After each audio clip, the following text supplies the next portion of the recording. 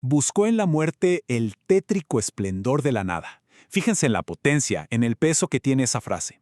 Con estas palabras, que son tan asombrosas como oscuras, el maestro Jorge Luis Borges describe el trágico final de uno de los autores más fascinantes del siglo XX, Jack London. Un hombre que literalmente agotó la vida hasta la última gota y que, sin embargo, decidió terminarla por mano propia. Bueno, metámonos de lleno en esto, porque lo que vamos a desentrañar hoy no es solo la historia de un suicidio. No, es un viaje súper profundo a las entrañas de la lucha de clases, el terror psicológico y la supervivencia. Les damos la bienvenida a este recorrido analítico. Hoy vamos a explorar una de las historias más escalofriantes e inteligentemente diseñadas de Jack London, conocida en español como Las muertes concéntricas, o bueno, Los sicarios de Midas en su idioma original. Pero no lo vamos a hacer de cualquier manera. Vamos a examinar este thriller socioeconómico a través del lente crítico, brillante y analítico de Jorge Luis Borges. Así que pónganse cómodos, porque lo que arranca como una simple extorsión termina haciendo temblar los cimientos mismos de nuestra sociedad. Nuestra hoja de ruta para hoy es súper clara. Arrancamos con el misterio del suicidio, pasamos al núcleo del chantaje, vamos a perfilar a los personajes principales, exploraremos a fondo esta idea de la supervivencia del más apto y cerramos con la reflexión de Borges. Pasamos entonces a la sección 1, el misterio del suicidio. E inmediatamente nos damos de frente con el conflicto central de esta historia. Un hombre aparece muerto. Y a ver, no era cualquier hombre. Era alguien que parecía tener el mundo entero a sus pies. El misterio acá no es quién apretó el gatillo, porque sabemos de entrada que fue él mismo. El verdadero enigma, el que nos hiela la sangre y nos atrapa, es ¿por qué lo hizo? Imagínense esta escena por un segundo. Wade Altshuler, un tipo joven, buen mozo, exitosísimo. Era la mano derecha de Evan Hale, un magnate de los tranvías increíblemente poderoso.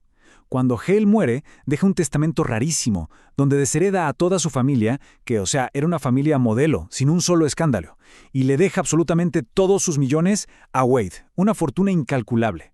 Sin embargo, los amigos de Wade empezaron a notar cómo, poco a poco, el pelo se le volvía blanco. Los ojos se le hundían. En medio de las fiestas más espectaculares, de la nada, lo asaltaba una angustia devoradora, un terror que lo paralizaba por completo. Y de repente, teniendo toda la plata del mundo y un futuro brillante, se suicida. Pero antes de morir, deja una carta revelando el infierno absoluto en el que estaba atrapado. Y eso nos lleva directamente a nuestra segunda sección, el chantaje de Midas. En esa carta que Wade le deja a su amigo John antes de quitarse la vida, revela el secreto siniestro que lo empujó a la tumba. Un complot meticuloso, oscuro e implacable que empezó, curiosamente, con una simple carta en el correo. $20 millones. A ver, tratemos de dimensionar esto en el contexto del año 1899. Era una suma astronómica, casi incomprensible, y esa fue exactamente la cifra que un grupo en las sombras le exigió, en efectivo, al magnate Evan Hale. Eso sí, no tenían apuro, le dijeron que podía ir pagándolo en cuotas de no menos de $1 millón. Al principio, tanto Hale como su joven secretario Wade se mataron de risa. Pensaron, lógicamente, que era una broma macabra de muy mal gusto. Pero bueno, la risa les iba a durar muy poco. Acá es donde las reglas del juego vuelan por los aires. Los que firman la carta se hacen llamar los sicarios de Midas. Y declaran abiertamente esto. Somos miembros del proletariado intelectual. No nos traban escrúpulos éticos o sociales. Ojo acá, no estamos hablando de delincuentes comunes que van a robar un banco a punta de pistola. Esta es una clase despiadada, brillante, que ha estudiado economía social. Gente que afirma que el capitalismo se basó en despojar al mundo usando la fuerza económica, y que ahora ellos, que no tienen capital pero están armados con intelectos superiores y cero moralidad, vienen a reclamar su parte del pastel. Básicamente le declaran la guerra al capital del mundo usando el chantaje como su arma principal. Y el punto crucial acá es cómo los sicarios de Midas demostraron que no estaban blofeando. Como Hale se negó a pagar, empezaron a cumplir su amenaza. Fíjense en esta línea de tiempo que es implacable. El 1 de octubre avisan que un obrero va a morir.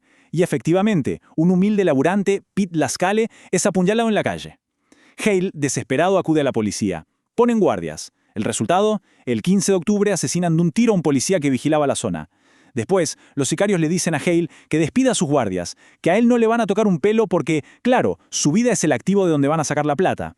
Y para meter más presión, estrangulan a una joven enfermera en un parque. La tensión ya era insoportable. Contrataron agencias privadas como los Pinkerton, miles de agentes y nada, cero pistas.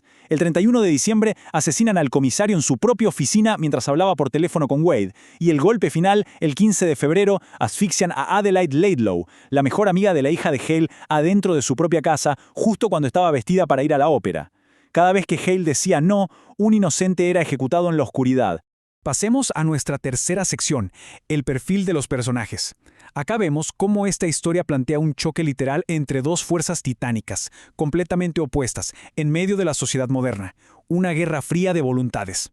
De un lado lo tenemos a Evan Hale, un tipo de hierro, un plutócrata re terco que se niega rotundamente a ceder. Hale creía en la estructura, confiaba en su inmensa riqueza, compró ejércitos privados, puso millones al servicio secreto e intentó usar todo el peso de la ley. Del otro lado, la fuerza invisible, los sicarios de Midas.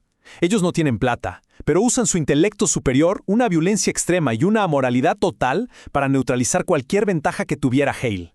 Conocían sus movimientos financieros, le interceptaban telegramas, jugaban con él como querían. Imagínense que Hale gastaba $100,000 a la semana tratando de atraparlos y no lograba conseguir ni una sola pista. Los sicarios habían agarrado el mismísimo sistema capitalista y lo habían convertido en un arma contra su máximo exponente. Lo que nos lleva inevitablemente a la sección 4, la supervivencia del apto. Porque, a ver, esta no es solo una historia policial, es un tratado oscurísimo sobre las filosofías que gobernaban el pensamiento de esa época, llevado a sus consecuencias más extremas. La médula de todo este relato es el darwinismo social. Los sicarios de Midas no actúan por una venganza pasional o porque le tengan odio personal a Hale. Actúan con una neutralidad clínica que aterra. Ellos se ven a sí mismos como el resultado inevitable, la evolución natural de la injusticia industrial de finales del siglo XIX. Su lógica es, si el empresario usa la fuerza económica para aplastar y someter al trabajador, nosotros estamos justificados por las leyes de la naturaleza para usar la fuerza letal y someter al empresario. Básicamente, es la ley de la selva, pero con traje y corbata. Es una locura cómo le dan vuelta el argumento a Hale. Observen la justificación que le envían en su última carta. Se lo dicen en la cara. Ustedes, los capitalistas, sobrevivieron porque hundieron en la miseria a los esclavos asalariados. Usaron ejércitos para fusilar como a perros a los obreros en las huelgas. Ahora nosotros, que somos el fracaso triunfante del sistema, nos volvemos contra ustedes. Combatimos la fuerza con la fuerza. O sea, los sicarios invierten la propia lógica de Hale. Si el sistema dice que el más apto sobrevive sin importar a quién tenga que pisar en el camino, entonces ellos simplemente han evolucionado para ser los nuevos depredadores, en la cima de la cadena alimenticia de esta civilización degradada. Y esto nos lleva a una pregunta que te deja pensando muchísimo. ¿Qué pasa? ¿Quién sobrevive realmente cuando la ley, la policía, el gobierno y todos los millones del mundo fallan por completo? Tras la muerte de Hale por un infarto, Wade hereda toda la fortuna. Sí, pero hereda también la maldición. Los sicarios le avisan que ellos son parte de sus propiedades, pasan a los herederos. Y ahí Wade se da cuenta de algo espeluznante. Ni toda la plata del mundo puede comprar su seguridad. La policía no puede hacer nada. Descubre que hay otros millonarios que ya están pagando en secreto. Ante la certeza absoluta de que su riqueza no sirve de nada frente a este monstruo invisible, Wade prefiere regalar los millones y quitarse la vida. El dinero ya no significa poder, significa literalmente una condena de muerte. Pasemos ahora a nuestra última sección. Entramos en la mente genial de Borges para entender al creador de esta pesadilla literaria. Sección 5. La reflexión de Borges sobre Jack London. Porque a ver, para entender de dónde sale tanta oscuridad y tanto conocimiento de la calle, Borges nos recuerda que Jack London no era el típico intelectual de escritorio. Nacido en la miseria absoluta de San Francisco, la vida del tipo es una película de aventuras. Increíble, pero también recontragotadora. Fue pirata de ostras, cazador furtivo de focas en Japón, soldado, vagabundo, socialista convencido, corresponsal de guerra y buscador de oro en Alaska. Conoció lo más bajo, lo más sucio de la sociedad, y de ahí saltó a ser un autor traducido en todo el planeta, dueño de una fortuna inmensa que gastaba en barcos espléndidos. London vivió en carne propia la brutalidad de ser un laburante y el poder vacío del capitalismo, experimentando en su propia vida los extremos que relaten su historia. Y acá es donde entra la perspectiva crítica de Borges, que hace un análisis brillante. Él traza unos paralelismos espectaculares, comparando a Jack London con Ernest Hemingway. Ambos fueron hombres de verdadera aventura, de acción, que lamentablemente se obsesionaron con el culto a la violencia y terminaron buscando refugio en el suicidio. Los contrasta con figuras como Kipling o Nietzsche, que idealizaban la guerra y el concepto del superhombre, pero que, seamos sinceros, eran hombres completamente sedentarios. Pero el punto crucial de Borges sobre London es su trágica dualidad. Adentro de London vivía un conflicto mortal. Por un lado tenía un amor infinito por la fraternidad humana, con todos sus ideales socialistas de igualdad, pero por el otro tenía una creencia profundísima en esta doctrina darwiniana cruel e implacable, donde solo el más fuerte y brutal tiene derecho a gobernar. Esa tensión interna, esa contradicción, es exactamente lo que destroza a los personajes de su obra. Y con esta pregunta llegamos al final de nuestro recorrido. Pensemos en esto. Si un sistema que está basado en la desigualdad estructural engendra, por pura necesidad evolutiva, una clase intelectual amoral y violenta dispuesta a destruirlo absolutamente todo, entonces, cuando cae la sangre de los inocentes, ¿quién apretó realmente el gatillo? ¿Fueron los asesinos en las sombras? ¿O fue el magnate que se negó a ceder 1 milímetro de su poder?